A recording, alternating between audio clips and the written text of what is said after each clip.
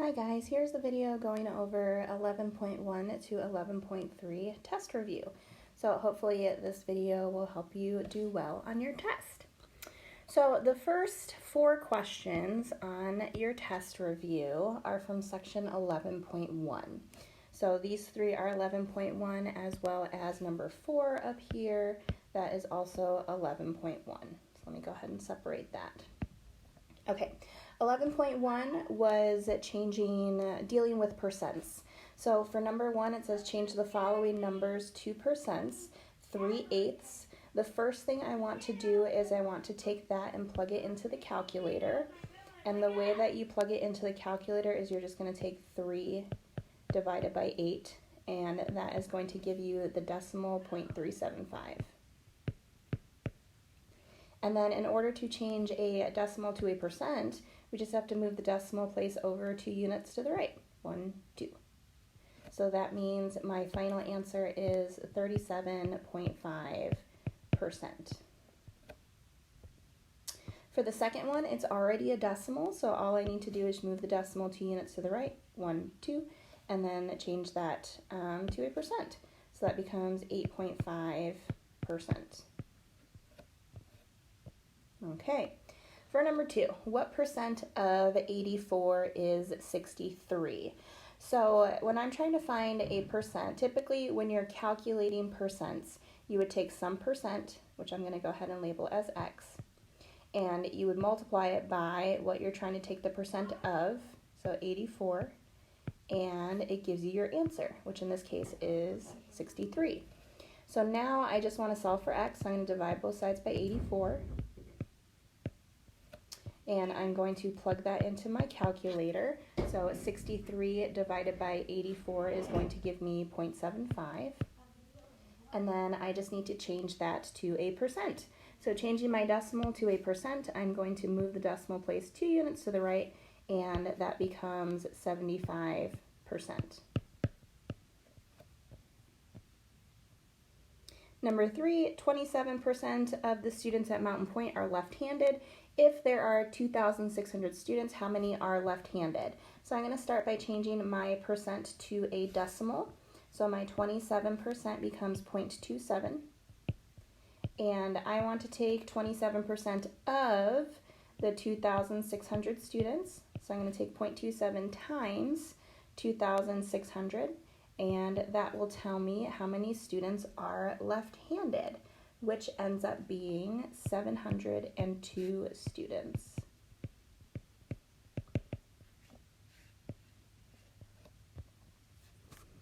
All right, and our last question from 1.1. In 2012, Mr. Sinkovic earned $24,000. In 2015, he earned $29,000. Determine the percent increase in Mr. Sinkovic's salary, round to 1 decimal place. So the first thing we need to do anytime we're doing a percent increase or a percent decrease, we need to figure out the difference between what he has earned. So I'm going to take the 29,000 minus the 24,000. Oh, forgot a 0. Oh, forgot zeros for both of them. Let's fix that. So 29,000 minus 24,000 gives me 5,000.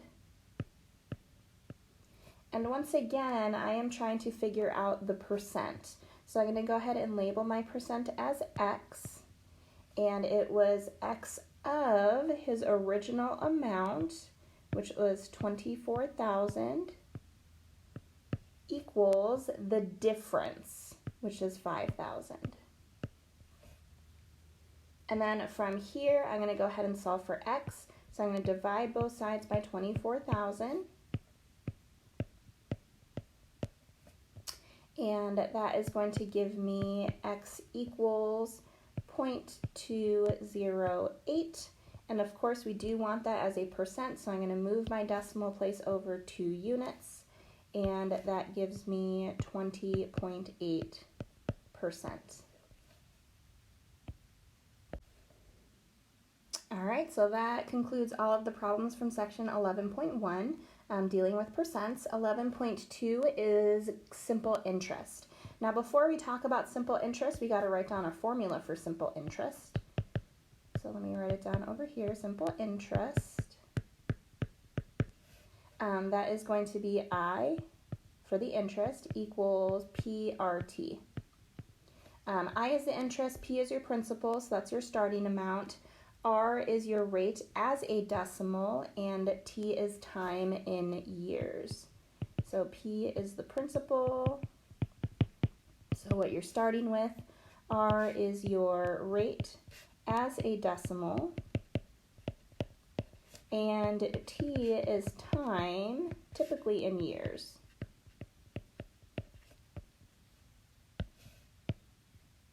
Okay, so for number 5, determine the simple interest for the given conditions. My principal is $500, my rate is 9.8%, and my time is 6 months. So my rate I need to change to a decimal. So I'm going to move my decimal place over 2 units to the left since I'm starting with a percent. So that gives me 0.098. And then for my time, it has to be in years. So I'm going to take my 6 months and divide it by 12 since there are 12 months in a year. And then from there, I'm just going to plug into my formula. So I have 500 times my 0.098 times my 6/12. And then that'll tell me how much interest I have accumulated over those 6 months. And that gives me $24.50. For the second one, I have my principal, which is $1,400. My rate is what I'm actually trying to find. My interest is $27.80, and my time is 110 days. So for the 110 days, we do need to change it to years. And once again, this is our oddball division. It's not necessarily 365 days in a year. We're going to go with 360, just because that's what we did in class. And then from here, I'm going to go ahead and set up my equation to solve for my rate. So my interest is my I, so that's $27.80 equals my $1,400 times the rate, which is what I'm trying to find, times 110 over 360, because once again, I had to adjust my days to years, and we're using 360 instead of 365. Now from here, I need to actually multiply 2 things. So I'm going to multiply the 1,400 with the 110 over 360.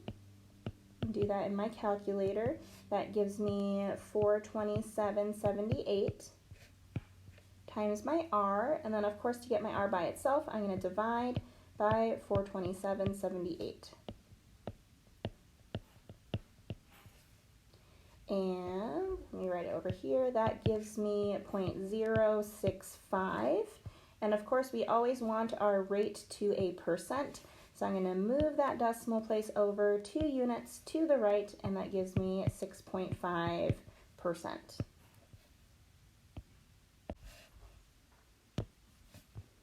All right. Number 7, Mr. Butler borrowed $5,000 from Wells Fargo. The loan was for 4 years at 6.75% simple interest. Determine the total amount of principal and interest Mr. Butler will have to pay Wells Fargo at the end of the 4 years. So the first thing I want to do is I want to find how much interest he's going to have to pay. So the $5,000 is the principal. The rate is 6.75. But I'm going to change that to a decimal, so that becomes 0.0675, because I need to move the decimal place over 2 units to the left, and that's for 4 years, so times 4. And that gives me $1,350 in interest. Now the question doesn't ask for just the interest, it asks for the total amount. So the total amount that Mr. Butler is going to owe Wells Fargo is going to be the interest plus the principal, which is the $5,000.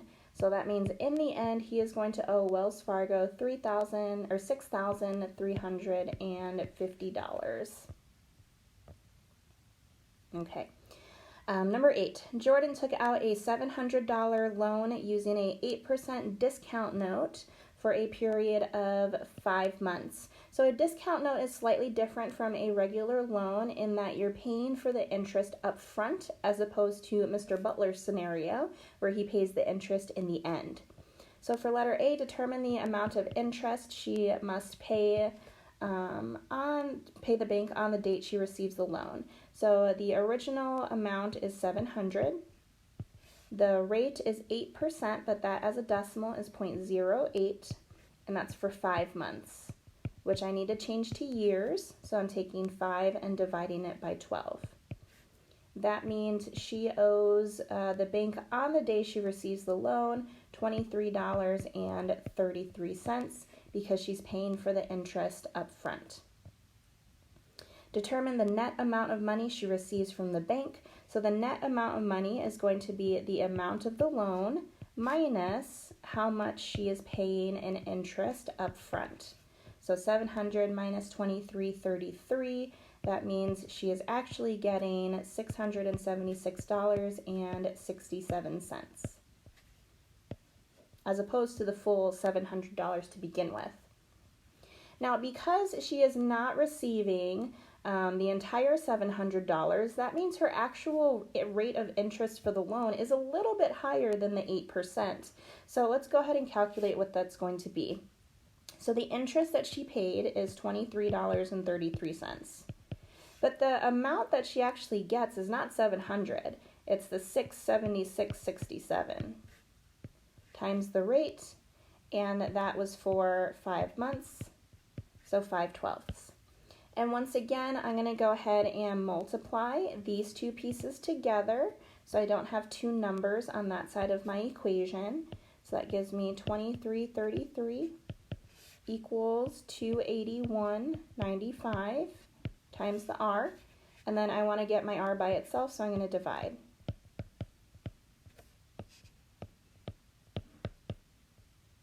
Nope, that should be 95, not 55. 95.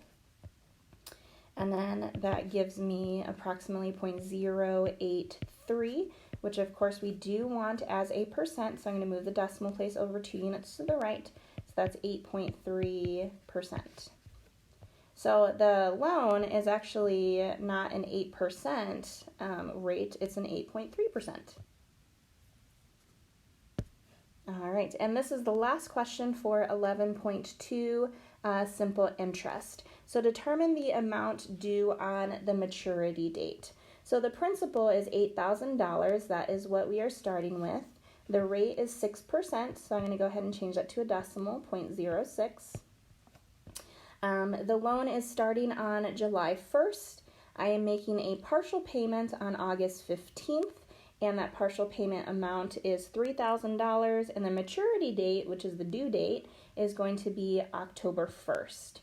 So this question is a little bit involved. There's a lot of steps involved. So I'm going to start by breaking it apart. So the first thing I want to do is I want to look at how much interest I have to pay from July 1st to August 15th. So that'll be almost like my first pay period, because from July 1st to August 15th, I'm accumulating interest, and then on August 15th, I'm making a partial payment of $3,000. So to calculate the interest for this particular time period, I am going to start by taking the principal, which was the $8,000, times my rate, which is 0.06. And I also need to know how long this is going on for. So I need to figure out how many days there are between July 1st and August 15th. So from July 1st to August 15th, I'm going to look at my days of the year sheet that outlines what a particular date is numerically in a year. So for example, when I look for August 15th is the 227th day of the year, and July 1st is the 182nd day of the year. So when I'm trying to figure out how many days there are between August 15th and July 1st, I'm going to take those two numbers and subtract them. So that gives me 45 days. So this interest is accumulating over the course of these 45 days. So I'm going to do 45 divided by 360, because once again, we're going to use 360 for the number of days in a year, as opposed to your typical 365. I'm going to put that into my calculator, and that ends up being $60 in interest. So after she has to pay the $60 in interest, the $60 in interest is added to her principal, then we're making a partial payment. So let's talk about our balance on August 15th. So I'm starting with the $8,000. I have accumulated $60 in interest, but I'm also making a partial payment. So now I'm going to subtract my partial payments. So that is $5,060. So this right here is the balance on August 15th. So that's after she makes the partial payment. I don't know why I keep saying she. It doesn't specify who's doing this, but we're going to pretend like it's me. So after I make the partial payment.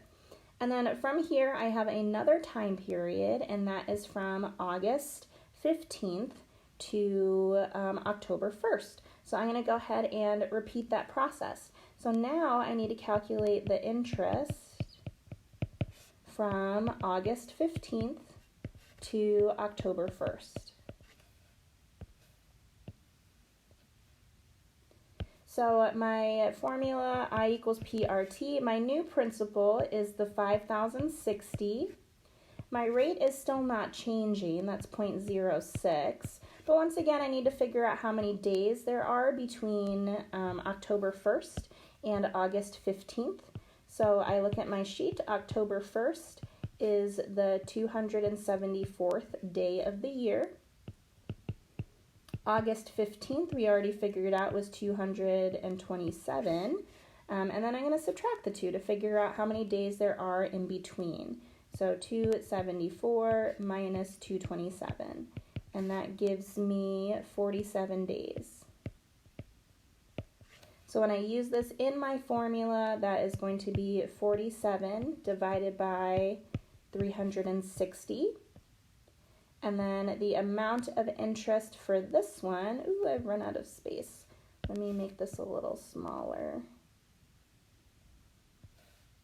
Okay, so this was 0.06, 47 over 360. And the amount of interest over this time period is $39.64. Okay. So on October 1st, we're not actually making a partial payment. We're going to do the full payment. So now we just need to calculate what that balance is. So the balance is going to be the principal on August 15th, which was $5,060, plus how much we have to pay in interest. So $39.64. So that gives me a grand total of $5,099.64. So that is actually the amount due on October 1st. So this problem isn't necessarily too difficult. You just gotta pay attention to your steps. So you're calculating your interest. Interest is always added to your balance, and then if you have a partial payment, you're subtracting that partial payment. Don't forget this important step over here in these two scenarios where you need to actually figure out how many days there are in between those particular dates. So the last thing we're looking at is compound interest. Compound interest was from section 10.3. So for number 10, determine the total amount accumulated after investing $4,500 for 4 years at 3.6% compounded quarterly. So let me write down our formula for compound interest. A is my final amount. P is the principal. 1 plus R over N. So R is your rate as a decimal. N is the number of times it is compounded in a year. and then my exponent is NT. So for this particular problem, my principal is the 4,500. So I'm going to go ahead and put that in for P. My rate is 3.6%, but that always needs to be changed to a decimal. So that's 0.036, and that is what I'm going to put in for my R. So 0.036 over n. So n is the number of times it is compounded in a year. Now this particular problem says it's compounded quarterly. So quarterly means 4 times in a year. So I'm going to put 4 for n. And then I have n up here as well, so n times t, and it tells me that this is for 4 years. And then I'm going to go ahead and take that and plug it into my calculator. And the total amount accumulated after those 4 years is $5,193.63.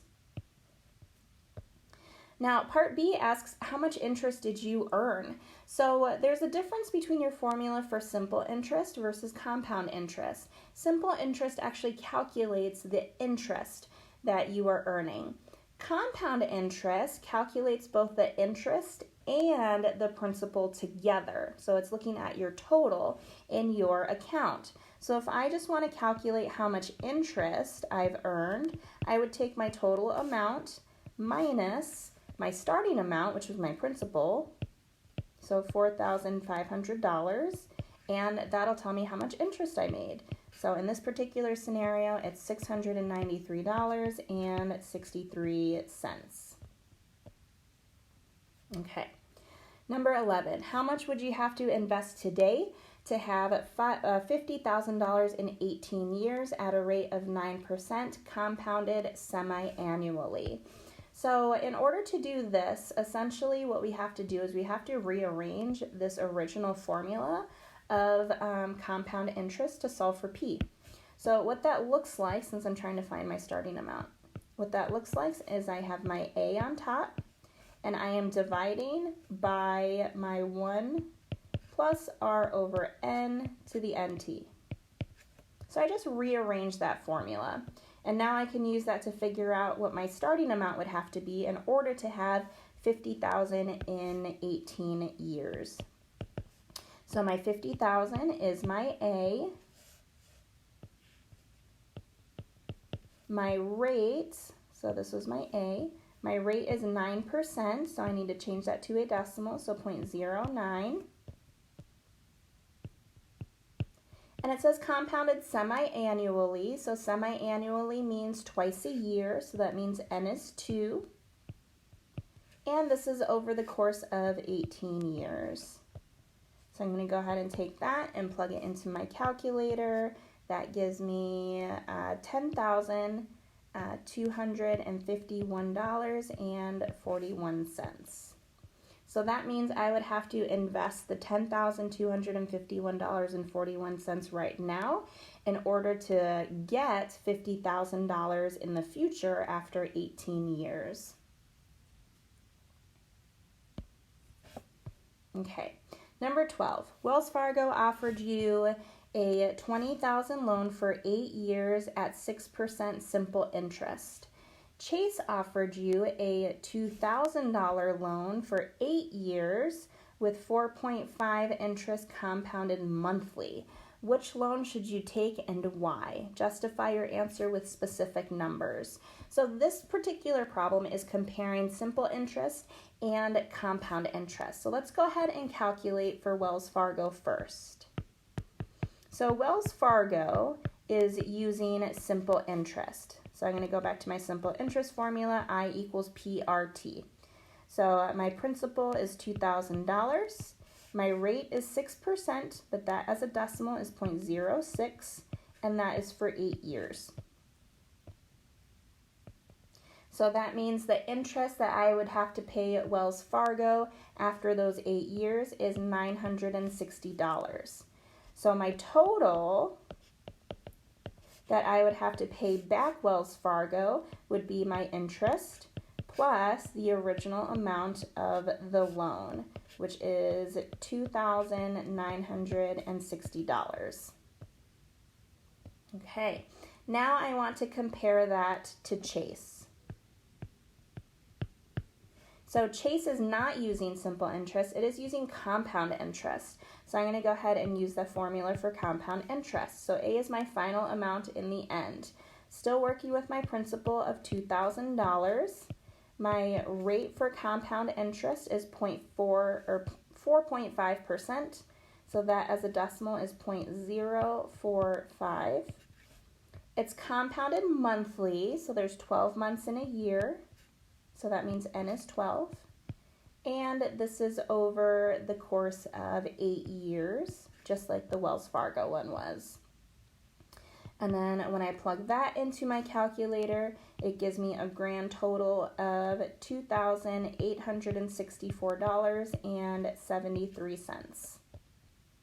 So if you'll notice, in the end, after those 8 years, you owe less to Chase than you do to Wells Fargo, because the Chase number is less than my Wells Fargo number.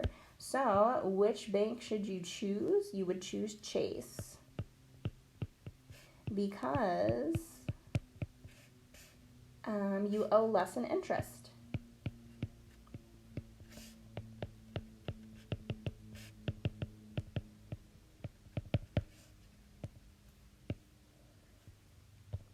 But the only way that you would know that is if you actually calculated the two different scenarios. So you need to go through and calculate Wells Fargo as well as calculating the total in the end for Chase. All right, our last problem. Determine the annual percentage yield, APY, for $1 invested for 1 year at 4% compounded monthly. So our formula for that is, I have APY, my annual percentage yield. That is going to equal 1 plus R over N to the N minus 1. And that will tell us what our APY, annual percentage yield, would be for this particular problem. So I'm going to go ahead and plug it into here. So I have 1 plus, my rate is 4% compounded monthly, so 0.04. Monthly is going to be 12 to the 12th minus 1. And that gives me 0.041, which of course we want to change to a percent, so 4.1%. So what this looks like is it compares your rate for compound interest to a rate that would be annually. So instead of earning interest monthly like you would for compound interest, I could get the same amount using a 4.1% rate for an annual percentage yield. All right, so that concludes the questions on your review for your 11.1 to 11.3 test. Good luck on your test.